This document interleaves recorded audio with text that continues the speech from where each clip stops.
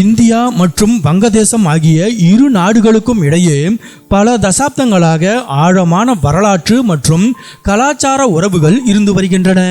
இருப்பினும் சமீப காலமாக வங்கதேசத்தில் ஏற்பட்டுள்ள அரசியல் மாற்றங்கள் மற்றும் ஆட்சி மாற்றத்தை தொடர்ந்து அங்கு இந்தியாவிற்கு எதிரான மனநிலை மக்கள் மத்தியில் தீவிரமாக வளர்ந்து வருவதை காண முடிகிறது.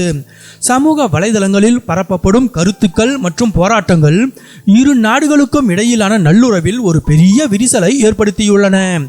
இவ்வளவு வெறுப்பும் பதற்றமும் வளர்ந்து வரும் ஒரு சூழலிலும் இந்தியா ஏன் இன்றும் வங்கதேசத்தின் முதுகெலும்பாக கருதப்படும் எரிசக்தி மற்றும் மின்சார தேவைகளை பூர்த்தி செய்து வருகிறது என்பதற்கு பின்னணியில் இருக்கும் காரணங்களை பற்றி இப்போது பார்ப்போம். இந்தியா மற்றும் வங்கதேசத்திற்கு இடையிலான எரிசக்தி விநியோகம் என்பது ஒரு சில நாட்களில் எடுக்கப்பட்ட முடிவல்ல. இவை பல ஆண்டுகளுக்கு முன்பே போடப்பட்ட நீண்டகால ஒப்பந்தங்கள். குறிப்பாக அதானி குழுமத்தின் கோடா மின் நிலையம் மற்றும் பிற இந்திய அரசு நிறுவனங்கள் வங்கதேசத்திற்கு மின்சாரம் வழங்க ஒப்பந்தம் செய்துள்ளன. இந்த ஒப்பந்தங்களை மீறுவது சர்வதேச அளவில் இந்தியாவின் நம்பகத்தன்மையை பாதிக்கும். இந்தியாவின் வெளியுறவு கொள்கையில் அண்டை நாடுகளுக்கு முன்னுரிமை என்பது மிக முக்கியமானது. வங்கதேசத்தில் அரசியல் மாற்றங்கள் ஏற்பட்டாலும் அந்நாடு பொருளாதார ரீதியாக சரிந்தாலோ அல்லது இருளில் மூழ்கினாலோ அது இந்தியாவின் பாதுகாப்பிற்கு பாதிப்பை ஏற்படுத்தும். ஒரு அண்டை நாடு ஸ்திரத்தன்மையுடன் இருப்பது இந்தியாவின் எல்லை பாதுகாப்பிற்கு மிகவும் அவசியம். இந்தியா தர்மத்திற்காக மின்சாரம் வழங்கவில்லை.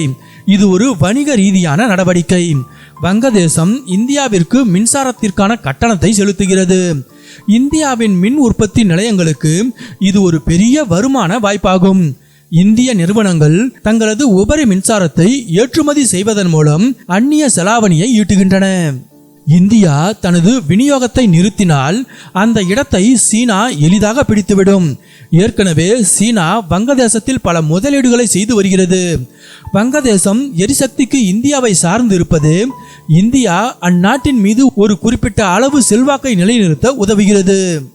அரசியல் ரீதியாக தலைவர்கள் மாறினாலும் இரண்டு நாடுகளுக்கும் இடையே கலாச்சார மற்றும் வரலாற்று ரீதியான பிணைப்பு உள்ளது.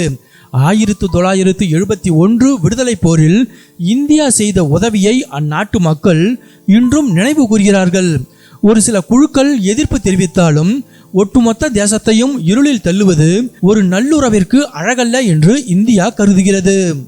ஆகவே மக்களிடையே வெறுப்புணர்வு இருந்தாலும் அரசாங்கங்களுக்கு இடையேயான உறவு என்பது பொருளாதாரம், பாதுகாப்பு மற்றும் சர்வதேச ஒப்பந்தங்களை அடிப்படையாக கொண்டது.